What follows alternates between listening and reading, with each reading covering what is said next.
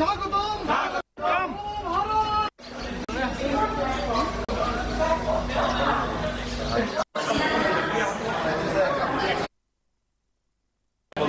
হিন্দি না বাংলা না বাংলায়।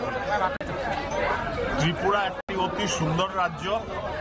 মা ত্রিপুরেশ্বরীর আশীর্বাদ দীর্ঘকাল থেকে এখানে জনসাধারণের উপরে বর্ষিত।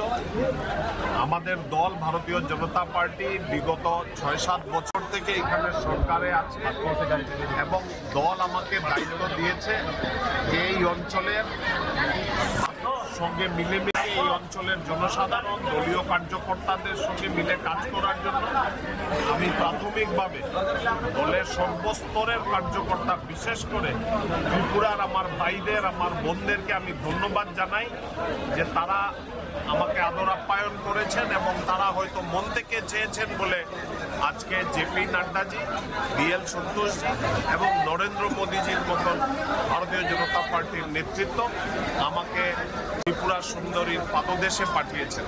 আমি রাজ্যিক সভাপতি রাজীব ভট্টাচার্য, আমাদের মুখ্যমন্ত্রী ডক্টর মানিক সাহা এবং ভারতীয় জনতা পার্টির সব কার্যকর্তাদেরকে ধন্যবাদ জানাই যে আমাকে একটা সুযোগ দিয়েছেন।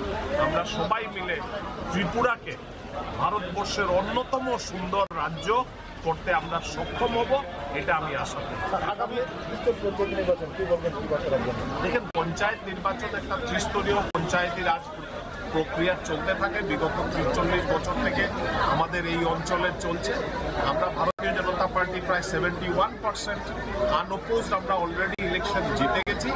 বাকি যেগুলো 30-29% যেগুলো সিটে ইলেকশন হবে, আমরা নিশ্চিন্ত, দলীয় কার্যকর্তারা উৎফুল্লিত আছে।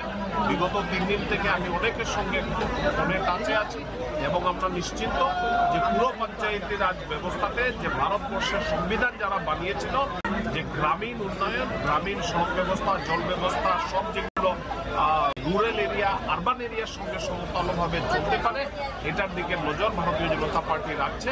আর ত্রিপুরা, গ্রাম ত্রিপুরাবাসীর উন্নয়ন হবে, এটা আমরা সবাই চাই। আর আগামী দিনে এটা আমাদের আশা আকাঙ্ক্ষা পূর্ণ হতে যাচ্ছে।